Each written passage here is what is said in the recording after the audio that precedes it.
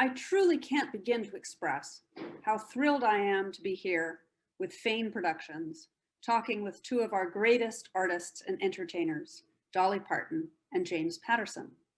Neither of them need any introduction whatsoever, and yet it's my honor to introduce them. So you'll get a little rundown, and I might even make them blush.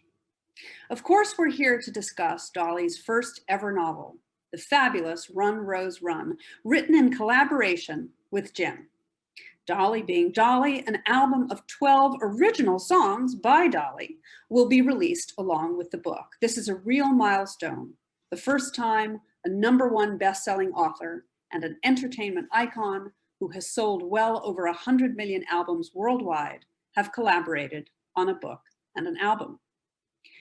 This isn't Dolly's first book, needless to say. Last year, she published a gorgeous volume, Dolly Parton's Song Teller, a journey through her life via her lyrics. 175 are reproduced in the book, just a fraction of the thousands she has written. She has published a children's book, Coat of Many Colors, part of her extraordinary commitment to promoting children's literacy. In 1998, she began the Dollywood Foundation to inspire children, as she has said, to dream more, learn more, care more, and be more. The Foundation's signature program, Dolly Parton's Imagination Library, works with local affiliates to give every preschool child a book each month from birth to age 5. To date, the Imagination Library has gifted millions and millions of books in Australia, Canada, the United Kingdom, and the United States. This really is one of the most extraordinary acts of generosity I know. Like Dolly, James Patterson has built an empire on sheer talent and hard work. He has sold hundreds of millions of books, and from 2010 to 2019 was the best-selling author of the decade. It's not about the numbers, of course, but numbers can tell stories too, that readers love his work. His first novel was published in 1976 while he was still working as an advertising executive. It was turned down by 31 publishers. He never gave up hope, and neither should you. When the Thomas Berryman number finally was published, it won the Edgar Award for Best First Novel. He has created more enduring fictional characters than any other novelist writing today, with his Alex Cross, Michael Bennett, Women's Murder Club, Private, NYPD Red, Daniel X, Maximum Ride, and Middle School series. He and Dolly are both equally committed to supporting literacy among young people. The Patterson Family Foundation supports scholarships to over a dozen schools across the United States. The James Patterson Teacher Education Scholarships support students who are committed to teaching careers. He has donated more than 1 million books to students, emphasizing some of the most under-resourced schools and youth programs in the country. For his prodigious imagination and championship of literacy in America, Patterson was awarded the 2019 National Humanities Medal, and the National Book Foundation presented him with the Literarian Award for Outstanding Service to the American literary community. So we have two real-life champions here, both in life and literature. And now they have joined forces to bring us lucky readers Run, Rose, Run, a Nashville story that draws on Dolly's spirit and her incredible knowledge of the music business, and Jim's ability to craft a tale full of twists and turns. It's the story of Annie Lee Keyes, a musical prodigy with a hidden past. The source of her heart-wrenching songs is a brutal secret she has tried so hard to hide. As she rises towards success, the life she thought she left behind returns to haunt her. It's a book that, like Dolly's songs, mixes heartbreak and hope to brilliant effect. Run, Rose, Run will be the blockbuster novel of 2022, and I'm just thrilled again to speak to them here. It was so nice. Thank you. But Thank you. I am truly excited to be here with both of you and talking about this absolutely wonderful novel. I feel so lucky that I got an early glimpse of it. So both of you, such heroes, heroines in your own fields. Can you tell me, can you start by telling me what led to this collaboration? Yeah, well, I always admired Dolly, and also we had a lot of similarities in terms of where we came from, the chances of us making it, and we're both interested in getting kids reading, stuff like that. So I had this sort of idea, and I went to school in Nashville, college down here, so I knew the town, and I just said, well, can we get together and just talk a little bit? So we got together and we talked a lot. And we decided out of all that talking that maybe this was a good idea because I liked him right away. I didn't, when we first started talking about it, I thought, why does James Patterson need to write a book with me? He's doing all right on his own. And I had never written a novel, but I was very flattered. I was very honored. And I did know he had worked with a couple of other famous people. And I just didn't know what we'd write about. I just wanted it to be something I really could contribute to, know something a little bit about.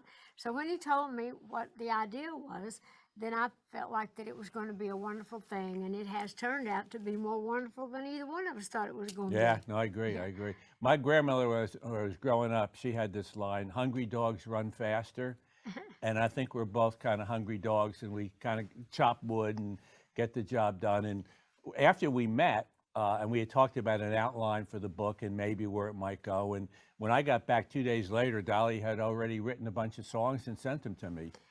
Well, Uh, I wanted to write the song so I could actually, when he told me the story, I knew basically what it was going to be, and I knew basically who the characters were. And so he was writing on his end. And I thought, I really believe that I could get my message across more in a song because I do well with that because it's easy for me to write. So I started kind of writing about the characters and the situations that they were in, and I would send my lyrics to him, and then he would incorporate that. And so before we knew it, we had a book and an album. and So our job, by the way, in case you didn't know it, is we don't want you to ask any questions. We're just going to keep talking for the whole thing. And no, we're kidding. Go ahead. You have questions. now we were answering your first one. We'll I, try I had a to shorten feeling, the other. I had a feeling that the two of you, wouldn't be short of things to say. But it's very interesting as you begin to describe that process I'm just curious to know a little more. So were you, Jim, starting to think about the story and giving things to Dolly, and then there was a kind of back and forth? Yeah, we went back and forth a lot. I mean, we started out with just a vague idea of a woman who has all the talent in the world, young woman, great songwriter, great singer, but even with all that talent, can she make it? And then eventually we evolved into where we would basically just trade paragraphs and whatever, like, oh, say. Well, whatever he would say, like big dreams and faded jeans, or one, he'd talk about the idea of like how she thumbed her way there, and she got involved with a bad scene with a truck driver, and so I thought, well, she's evidently had to hitchhike from afar. So I Uh, thought, well, I remember myself coming to Nashville. I never did hitchhike, but it was pretty close. But I could relate to the stuff that we were, that he was sending me, and so I would just send my thoughts and ideas back, back and forth. And so we'd get together when we could and kind of go over things. And we just really, before we knew it, we just had us a book that we were both real proud of and an album and that an I'm, album. I'm proud of. Yeah. And how do you feel, Jim, about having now a book that has lyrics in it as well? Well, we always knew there'd be some lyrics in the book. I mean, because that's part of the story. But what makes this whole project, I think, different than anything I'm aware of, maybe you've come across it, where you have a book and an album that's almost like a soundtrack. Yeah. Yes. And I had, 4, 5, 6 weeks ago, I came down and heard the album for the first time, which is they're both called Run Rose Run. And it's an incredible experience to know the story and then hear the songs, or vice versa. If you started and the first thing you heard, like there's a song out already, if you heard that and then you read the book and you go, oh my God, that's it's very cool, and nobody's had that experience before. So I think a lot of people are going to really get a kick out of both the book and the album, or the album and the book, depending on where you start. And you don't have to buy the album and the book at the same time. You can enjoy them both separately, and Yeah. some may never get the album, and some may never read the book. But What? hopefully, we've got a great combination here, and we hope everybody. Well, they'd be more apt to buy your No, book I'm because your kidding. I'm name is kidding. up, I'm kidding. and they'd be more apt to buy my album because you don't write. But seriously, I think the idea that we're doing this together, I think people are just surprised to say, "You're writing a book with James Patterson." That's what all my friends said. The James Patterson? I said, "Yep." Yeah, we've had so much fun doing this. I mean, both Dolly and I, to some extent, we don't work for a living; we play for a living, and this has been honestly, it's really been great fun. And it continues to be fun. We get a kick out of hanging out and joking and whatever. And we play Whatever hard. it is that we're we doing. play hard. We do even though play we're playing hard. I'm gonna We're playing for keeps. I'm going to Keeps come it. to playing hard, but I'm interested, Dolly. You know, you said just earlier about when you were writing these songs, wanting to kind of get your message across. Can you say a little bit more about what you feel the message is in this book? Well, there are a lot of messages. One being you've got to build your confidence. You've got to really get out there and believe in what you're doing.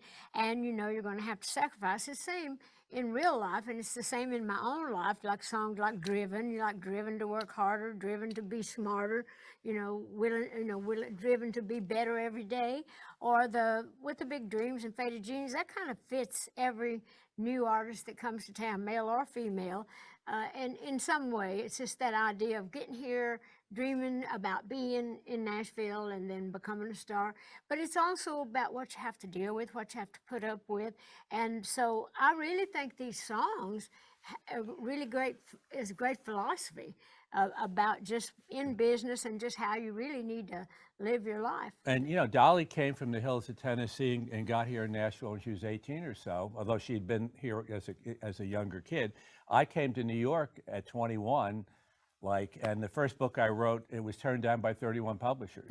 I bet So they're it's, sorry now. there it is. But that also makes me think of, and when you were saying that you play hard, but at the beginning of our conversation, you said, hungry dogs run faster.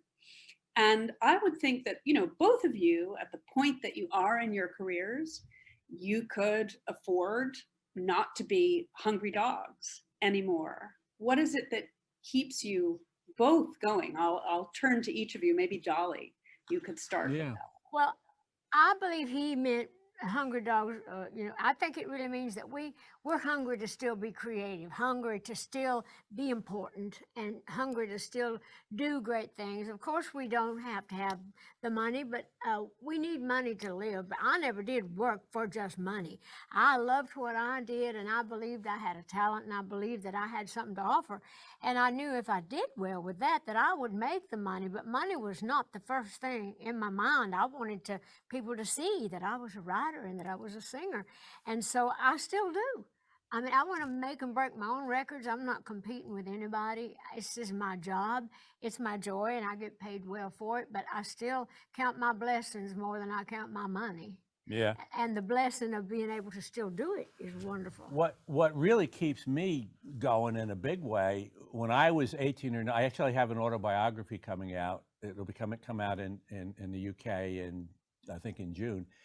And when I was 18 or 19 or so, I had this idea that I wanted to write a book that was read and reread so many times that the binding breaks and the book falls apart and the pages are scattered in the wind. And I'm still working on that one. And that's the key that's the key to I'm still working on it, meaning I keep hoping that the next book or the one after that is going to be even better and be that one that I feel is the best I can do. And that's what drives me in a good way. I don't feel like I'm, psychotic about it. It's fun. I love to do it. And I just keep thinking my best work is ahead of me. I really relate to that because I know I always want to just do better and better with anything I do, especially my writing. And you both, I mean, although this is the first time, Dolly, you've written a novel, and the first time you've collaborated with each other. But you both have a lot of experience with collaboration.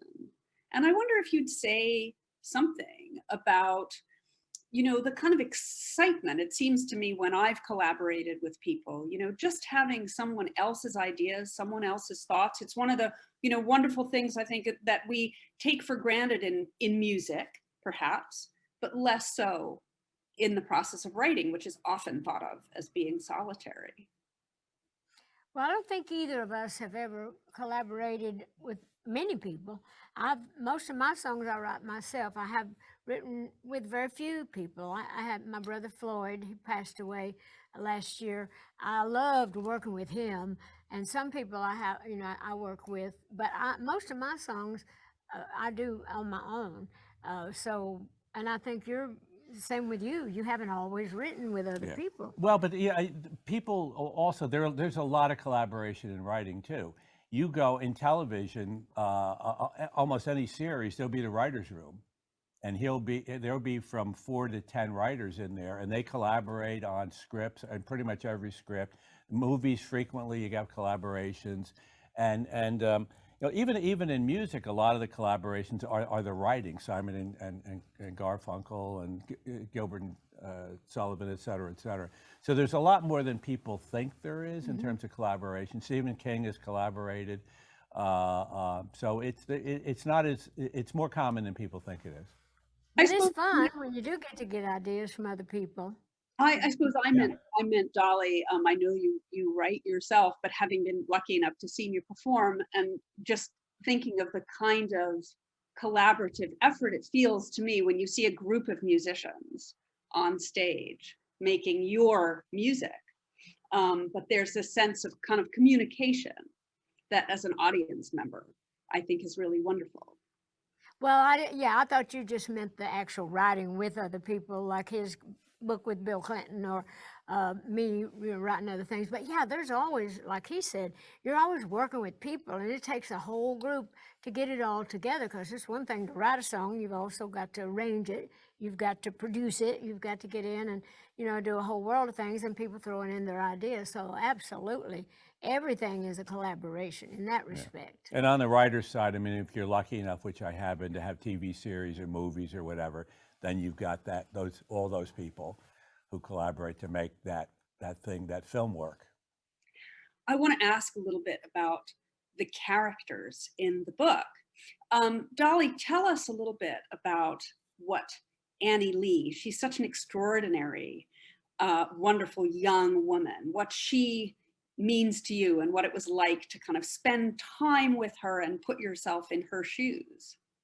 Well, I didn't have to put myself in her shoes. I've been in her shoes, and I've been in the shoes of any young girl that ever came to Nashville, because there's always that scary part, especially when you're younger, of just you're in another world. You're scared. You're away from home, usually for the first time. I grew up in a big family, and when I moved to Nashville, that's the first time I'd ever slept in a bed by myself, for the most part, because I slept in the bed with a bunch of kids and all that. So, and noise everywhere, working, and that collaboration, like you said, everybody was having to do this. Some had the chores, some had that.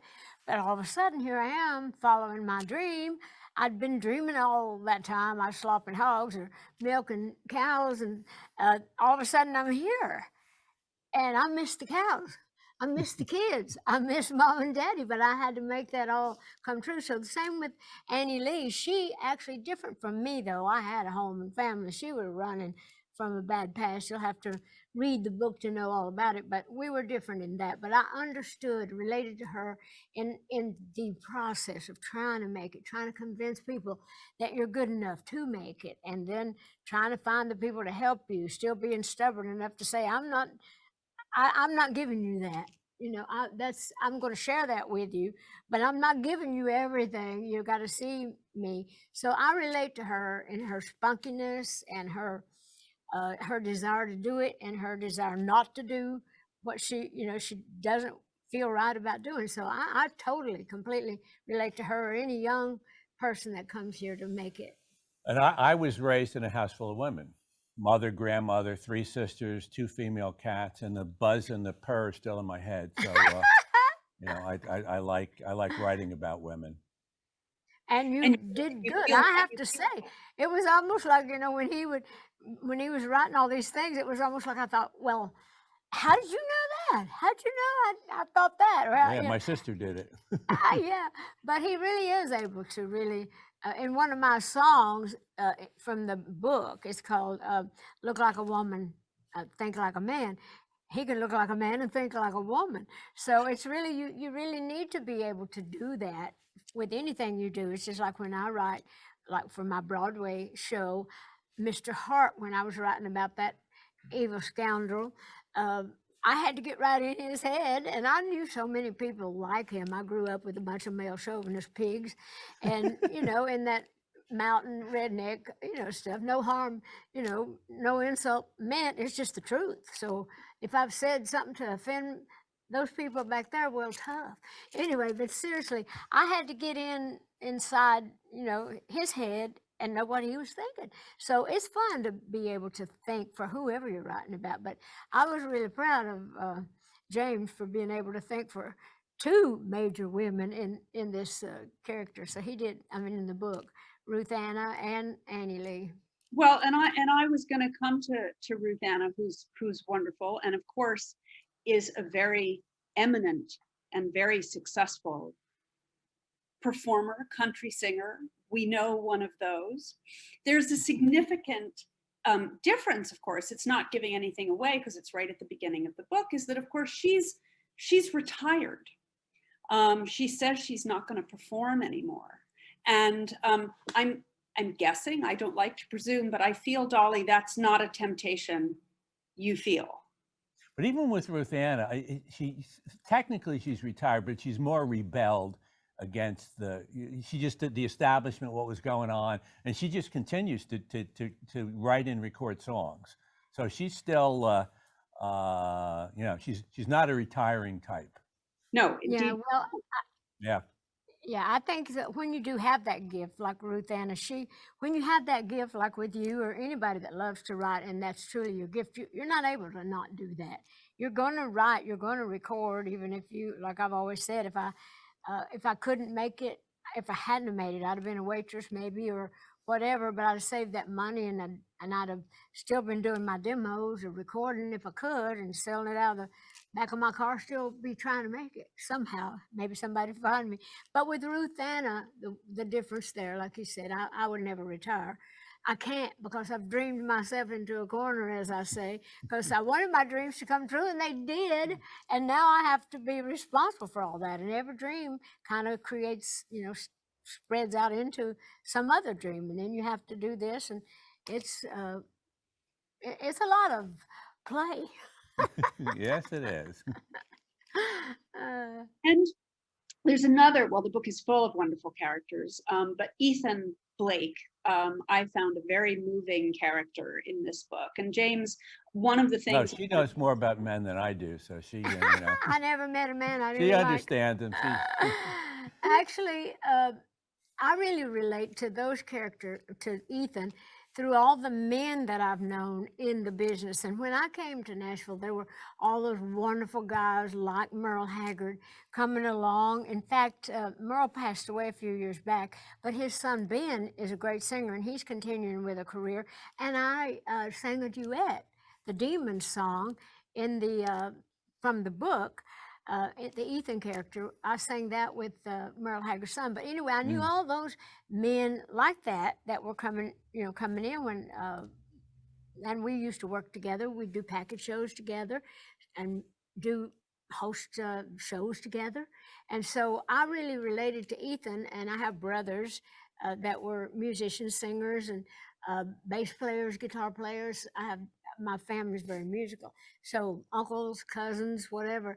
So I know Ethan, and Yeah. I really related to One him. of the things that stuns me down here is just the amount of talent, musical talent. It's unbelievable, male and female. And one of the things I loved about listening to the album is how tight it is, how good the musicians are. I mean, it's so, every step, it's just, and the layers and the care and I mean, that just really struck me instantly the first time I heard the music. So anybody from a country background that loves country music, bluegrass, whatever, they migrate here, of course, because this is the the country music center of the world, really.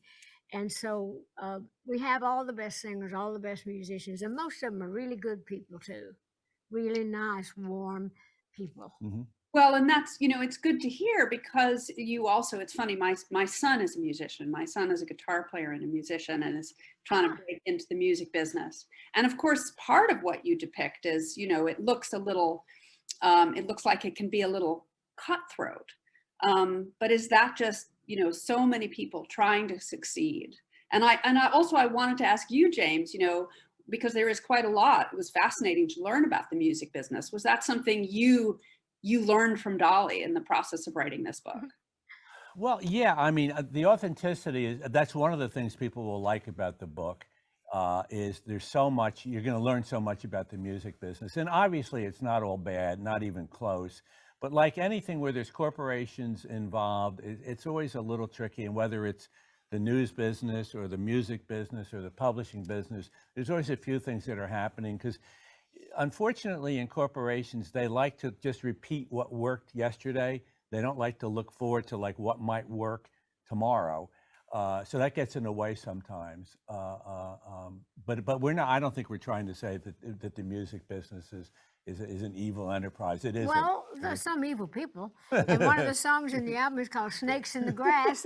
And it's about those people that are not so nice because there are those other people that come from other places or even from here that want to suck you dry. They're the creative vampires of the world. They're the ones that, just kind of latch on to the ones that have the talent, especially if you get your hands on an innocent one that really is trusting and caring, because most young people are, because writers are just naturally very sensitive and trusting. You have to leave your feelings out, out there in the open.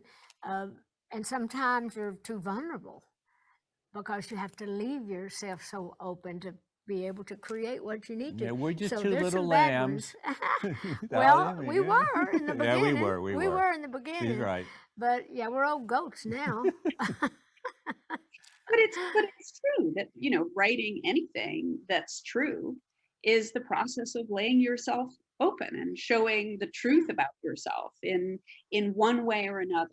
And that's seems to me that's why people respond to wonderful work like yours, because they see that vulnerability underneath. One thing about Annie, which I love, is, how much she really wants to stand up for herself, even in, how she looks, how she dresses for a photo shoot and everything. I Mhm. wonder, Dolly, it seems to me that the pressures on women artists, especially, must be very powerful in that way. Can you say something about that and about resisting that pressure and, being able to craft your own image? Well, it's pretty obvious I crafted mine. I used to get all kinds of they thought they were smarter than me, but they would tell me that I shouldn't look the way I did. I should really not have all that hair, all that makeup. It made me look trashy, made me look cheap. But I knew in my heart, that I look totally artificial, but I am totally real, where it counts. And I was comfortable with my idea, a country girl's idea of glamour. And to me, it was how I felt the best. I was very um, bubbly inside, and I just didn't, I was so simple and country inside. I thought, well, I need to look more like how those girls do in those magazines in the drugstore, and how I wanted to be like the ones I would see on TV. But I patterned my look from the Town Tramp in our hometown. Seriously, there was a woman that was uh, well, they said she was just trash, and I make a joke, and I said, well, when I was little, I thought, well, that's what I'm going to be when I grow up, trash. I thought they just talked about the way she looked, but it was like the big hair. But getting back to Annie Lee, uh, I have some say so, but I went through a period of time and understand the Annie Lee character. When I first started with Monument Records, they were trying to change my look because they thought I had the talent and the personality, but they thought I just did not look the part if I was going to make it big. So Fred Foster, who owned Monument Records and Combine Music, which was my first writing experience, the one I've got on salary to write, and that's kind of how I made it when I first got here. Well, he was going to make me over. And so, in a good way, because he really believed in me. He thought I had it and that I was going to make it. And he was right. And I thanked him forever for helping me along. But he had hired a girl to take me around to all the stores to dress me in clothes I was totally uncomfortable in, and sent me to a hairdresser that put me in a hairdo that, oh, I absolutely hated. I didn't even know who I was. I would look in the mirror and I thought, I can't stand this. I can't stand it. So, and when you have to do photo shoots, like we were talking about with Annie Lee, you you're not comfortable with a lot of that. To this day, I hate to do photo shoots, even though you got to do them. I don't like trying on clothes in stores. I don't like doing photo shoots. I just really like to. I'm lucky I have people bring a bunch of stuff for me to pick through now that I can, have people shop for me. I can say, I like this, I like that, I'll wear that. And then, but anyhow, I thought she was a little firecracker, and I think Jim made her pretty spicy. Well, there is that one scene I think you're alluding to where Annie Lee and the experts in LA, and they're well, you should dress this way and have your hair this way and wear this and wear that, and she's doing it, and then she just comes out and she's just throwing it all away. She's not, that's not me. I'm not doing that. I know It's that's not doing that. very That's a good much how I scene. felt, Yeah. in that part, because I said I can't. If I can't be me, then it can't be here, and I'll find somewhere else. So I made it like that, and that's how you kind of, I completely relate to both those characters, and Jim it's just like So look at me he now. I just got the knew. country look. I You was, know? I was, Who I told him? Who made you wear that? Anyway, I said, you got to dress a little country now. He said, okay. Did you go I know shopping it. for yourself, Jim, or did Okay. somebody bring that to you? This? Well, there's somebody here, and he's great, and yeah, he's been picking out my wardrobe, and I like it. I'm kind of getting into it. I like it too. What's the most, I'm always curious if there's some really surprising thing for both of you that you discovered in this collaboration. What was the most unexpected thing from your collaboration? How easy it was and how natural it seemed. And I was afraid when we started that I uh, wouldn't measure up, or that I felt a little insecure about it, because I never worked in that world with someone like James Patterson. My God, he's the greatest ever. And I'd read his books, for so many years, but I was a little bit intimidated. But I think my biggest surprise was just how fun it was, and how easy it was, and how easy it flowed, and how compatible we were, and how our thoughts seemed to mingle good in the right way. People will always ask her, what's she really like? Is she as nice, whatever? And I think a little bit of a fear was that you'd be disappointed that she wouldn't be as smart and nice and quick and all the things that you expect. But she is. She's all of it Thank and you. better. No, it's everything you would hope for and more, which is, but the fear is that you'll be disappointed. And I've never been disappointed at all. Well, it's wonderful to hear, but I'm also not surprised, I have to say. Well, thank you both. Both of you, though, are such extraordinary storytellers. One of the reasons your songs are so wonderful, Dolly, is they're full of these amazing stories that we can enter, even just in the space of a few moments. And then Jim, in novel after novel, we hear a lot about new forms of communication, the internet and Twitter and TikTok and everything else. But I'm a great believer in the power of the story, and so I would love to ask you both why you feel that people still respond in such an extraordinary and powerful way to a great story. Well, for Don't me, look at me. yeah, I didn't. I want you. Yeah, you can do. But I think we both probably feel the same about that. It's like Jim had kind of touched on that earlier, about how you just want to be better, because people are being touched and moved by what you're writing and what you're saying. They don't want to see you be you as much as they want to see you be them. They want you to tell their story. They want to feel what you're saying. And when you have a hit, then you think, wow, I got to do better than that because they're really listening. They really, they're loving this. So what can I do to help with that? You're almost like a therapist or a doctor in a way for yourself as well as to the public.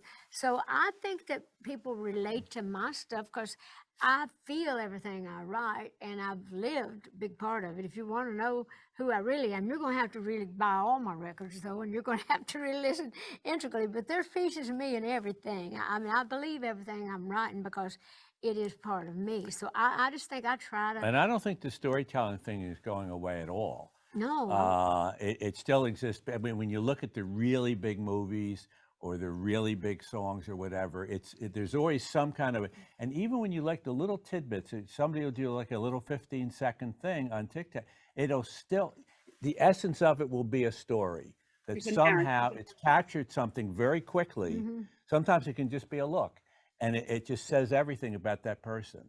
And so it's the stories in some cases are getting short, but it's still that power of the story where you just kind of go, ooh, that just it made something go click in my heart and my head. And that's true. We were talking yesterday, we were on our way over here, about how exciting it is when you'll start a story or a song and you're writing about one thing, and then all of a sudden something will come out of the blue and you'll totally think, oh my God, that is so much better than the idea I had. Where did that come from? And you'll kind of come up with a whole new thing. But you start out and then you get like an explosion, and it's like, then you get really excited as a writer. That's what you hope. And that's one of the things about collaborations. You talk about stuff, and sometimes somebody will throw out a dumb idea, but like the next time or the time after that, it was that piece that got you somewhere unexpected. If somebody hadn't said that thing, and there was truth in it, you just didn't get it at the time. It seemed like so off the, but that's what got you to the place you wouldn't have gotten to if that thing hadn't come up. That's something, because I teach writing, and I always say to my students, nothing is ever wasted. You think you do something and you think this is not working, but it's taught you something, and you might come around to it again. At another point in the future. And I would therefore, I'd ask you, you're such creative people.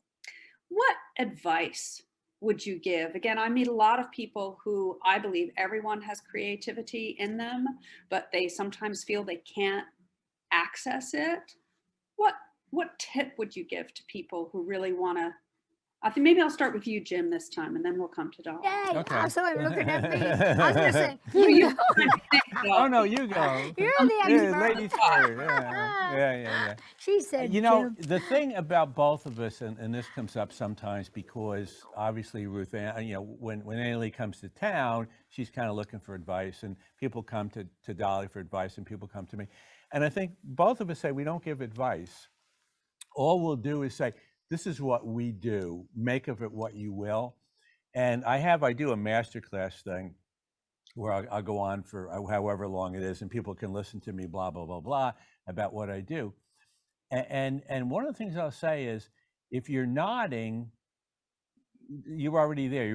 So forget about that, because you've already figured that out and you're agreeing. The stuff where you're shaking your head, no, that's the stuff you got to think about. So it doesn't mean that you're wrong, but you're not doing that. And if you're going to grow, it's going to be stuff you're not already doing. It won't be, this stuff you're already there. This is the stuff where you're not there. It doesn't mean I'm right, but it could be the key to unlocking something in terms of what you need to do to move on. And it also helps. Yeah. If you've got the talent. A lot of people have a dream. They just want to be in show business. They want to be a star, but they can't necessarily sing that well, or they can't necessarily write that well, but they still have that desire. But, that scripture that says through God all things are possible. But sometimes, you need to, that doesn't mean that you can't be successful and that you might not get into it in some other way, whether you become a manager or whether you become this or that, if you want to be in show business. But getting back to the people that do have the talent and that really do want to make it, first of all, you have to be willing to sacrifice. Hope you don't have to sacrifice that much, but you have to really pay your dues, as they say. You have to be willing to walk the streets and do whatever. You've got to be willing to knock on doors. You've got to be willing to fail and get up and try again. But if you really keep trying and you really believe in what you do, most of the time, some good things will happen. That doesn't mean you're going to be necessarily a superstar, but you can have some success. But the main thing is you got to try. You got to keep working and in anything, but show business too. We have about 5 minutes left, and I did want to ask you both, certainly one thing that you have in common, and you mentioned this at the beginning, is you both have an extraordinary commitment to children's literacy, to young people's literacy, to education. And obviously those things played a huge role in both of your lives. Tell me why you remain so committed to, not just speaking about these things, but actively supporting them, funding them.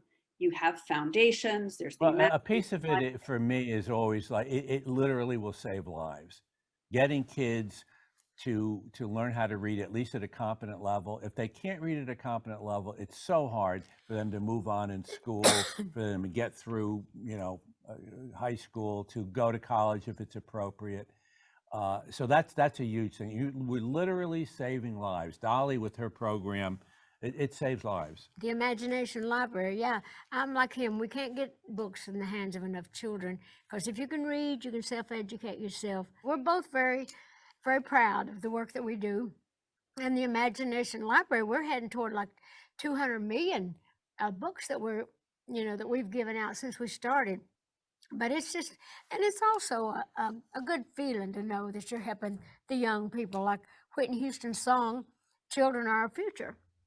And I really think that as much as we can do to help the kids along the way, then we should do that. When we get in a position to help, we should. And never more important than right now, where obviously getting kids into school, it's a real big problem.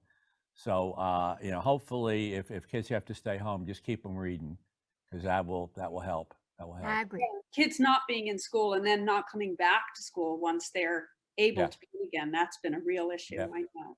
Sure. Yeah. But in these, and actually talking about saving lives, Dolly, and alluding to these really tough times we've been in these last 2 years, I saw just recently that the FDA gave final approval to the Moderna vaccine, which I know, of course, you helped support. And I wonder how that felt to see that happen. Well, I'm always proud to do my part, and anything that I can do to help, I'm glad. I get more credit than I deserve. It's not all that much, but I saw that this was going to be a problem, and I always try to put my money where my heart is, and that seemed to be the thing to do at the time. So I'm always proud that I can see any improvement, especially at a time like this. So that worked out well. That was a blessing. Well, it's also been a time when people have been able to do a lot of reading, and I've certainly been pleased to see that books have offered people such consolation in what have been very. Yeah, no, it is nice. People are a lot more people are getting into reading, and that's a wonderful thing.